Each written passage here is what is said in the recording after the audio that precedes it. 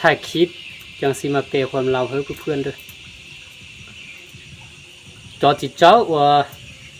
เป๊ะสื่อที่จอจิตเจ้าเป๊ะอยู่น่ะตลาดล้อน่ะจะชี้เจ้าน่ะ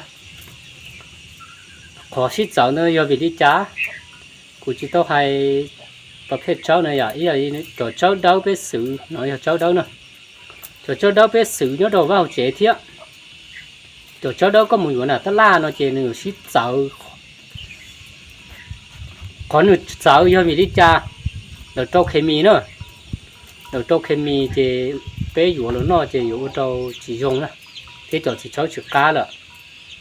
giờอยู่cha bé thì bảo hai tiền là จ้าเคมีthế chỉ จ้าbé là xe nữa nè tại sao nó cũng chỉ mới thì chỉ cháu do của sự về chế nữa chế cũng muốn cho nó ta là khi bé xứ mà giờ tiền thì chỉ cháu có sự nữa chế nó chế nó thằng nó xé nó tứ pi đu đu nó nè chế có mua lọt kia nó chế này lọt thò chứ nữa nè có mua lọt kia nó chế này lọt thò giờ thì chỉ cháuอยู่sự hỗ trợ nèอยู่chế đâu chua chế nó phập phở nè cho chi để tạo đu đu nó nữa nó chế nó để tạo phập phở chứ có mua lọt nó chế này lọt nữaพอจอจิตเจ้าน่ะตะล่าเนาะเจแล้วมันตัวเคมีตัวชั่วด้วยเนาะชั่วเจนี่เคมีเสื้อจะชั่วบังคับเนาะเจชั่วเคมีเสื้อเจเถาเป็นนอเจอยู่โอโตไปดูเจหนูใจตัวจะเคมีเด้อโอโตไปมุมมองมึงเก่งนะเจอย่างนี้เนาะเจก็เช่นเนาะจะที่นำมาเลยตัวเคมีเนาะก็เช่รู้จิตเจ้าตัวลื้อๆปีหยดดูเนาะแต่สิก็หลอนี่สิหลอแค่นั้นนี่สิหลอเนี่ยnó kẹt chua hay nè ló lên nè nó xăm hộp của một hắc này một khát này tại vì nó này bảo tiệt thì chỉ cháu nó trong chemi nữa nhà li nó có một chỉ cháu nó chỉ thì từ có yếu nó chỉ có nông cái vấn đề nó có nông cái sẽ màu trà chỉ có mấy lú ló nè có chẳng có nó tí đà vô nó lón thó nó chỉที่นั่นเลยจีเจ้าเคมีเนอะพอยที่ติวก็มัดเจ้าหลอนท่อเนาะนูจีด่าจงนี้จอเนาะน่ะนูจีด่าเลยเนาะเนาะเจไม่ใช่เนอะเตรียมมาที่จีด่ากันเนอะ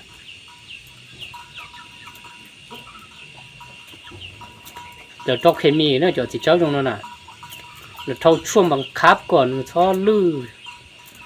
ช้อเสียก่อนช้อđả nó chỉ là cho một mùa chỉ là thì chỉ đả cũng thì tàu này chỉ là một trâu khém miếu thì chỉ cho nó nhiều có chiến tranh là chỉ lúc nào cũng chỉ một thi ở nhau chế cũng thì là chỉ một khó cho là phía đâu con à hay thì thiểu chế nó trong đi chảถ้าchỉ cho chỉ cháu có sự học vào chế của giờ chỉ tàu đâu chua chế có chỗ ngồi tí đả nó chế giờ nó cứ xé đú đú như nó nè có chỗ ngồi tí đả nó chế ní đàn thọ tế tàu nó hồi thì chỉ cháu có một tala là tala cũng mới cho chỉ cháu theo ta chỉ cháu xứ nữa đàn đầu chị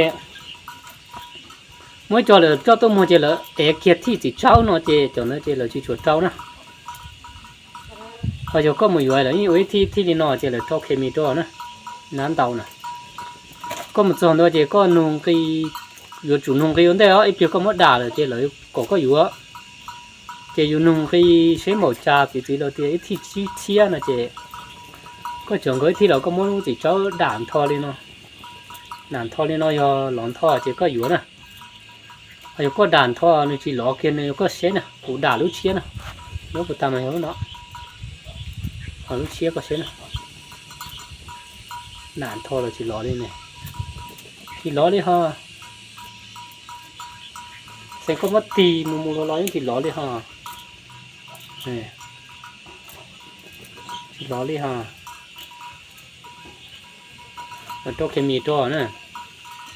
chỉ có một chỉ cháu chỉ có còn số tàu thi trong chemi chỉ có một ló đi nó ta chỉ ôi của hai này áอยู่นุ่งกี่อุ่นเต้เจเขาก็มันหล่อเต่าเจก็อยู่ก็จะอยู่เลยเจก็เหรอเจก็มัดที่หล่ออยู่เตียนที่หล่อนะเจโอ้เลยตัวเคมีเลยเจที่อยู่หล่อไรเนี่ยก็จริงๆก็มั่วก็ไอ้ที่จิตเจ้าก็ซื้อก่อนเสียๆเจนึงยกเลยยนึกถึงมั่วจอดูนี่เนาะเจ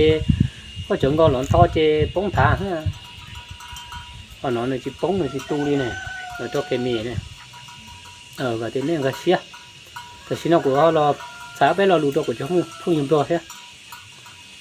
มันนี่สิมาแนะนำเพื่อเพื่อนหูจักมะกล้วยที่เขาซื้ออยู่ในตลาด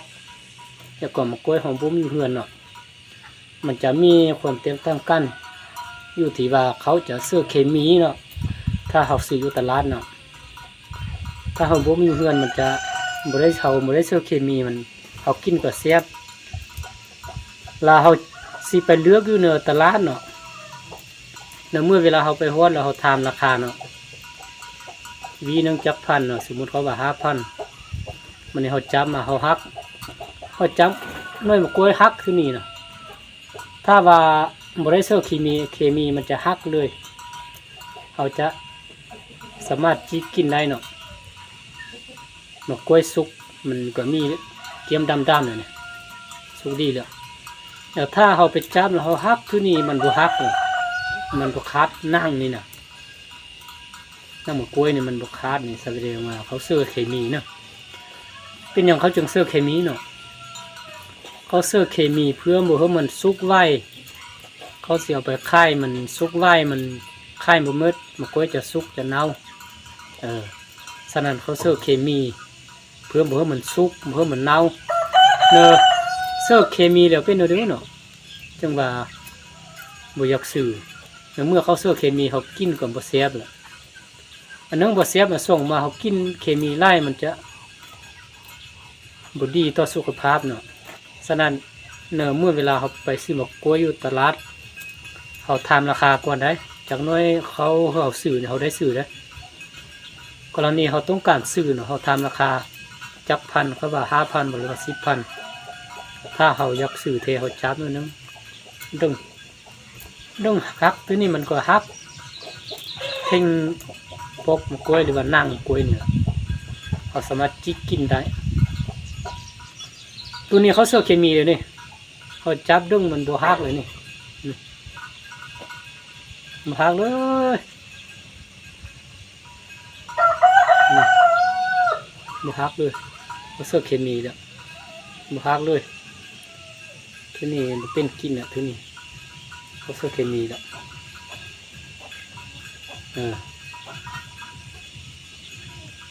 เพื่อนบอกเสื้อเราลองเอามากล้วยที่เขาบ่มอยู่เพื่อนสูงดีๆมาเฮ็ดเรื่องนี้จับดังนี่หักคัดปุ๊บสุกดีเลยเกี่ยมดำเลยนี่แต่ว่ามากล้วยเขาซื้อตลาดมามันจำนวนนึงของบริษัทเคมีเนี่ยจำนวนนึงเราซื้อส่วนไล่ก็ซื้อเคมีเม็ดเขาบดซื้อมันจีเน่าไหวสุกไหวเขาไข่บ่มเม็ดมันสีเน่าฉะนั้นเขาซื้อเคมีแนะนำให้เพื่อนไปซื้อมะกล้วยอยู่ตลาดเพื่อมาเพื่อได้อันเขาเสื้อเคมีนะขอบเจอตีตามหัดส้มด้วย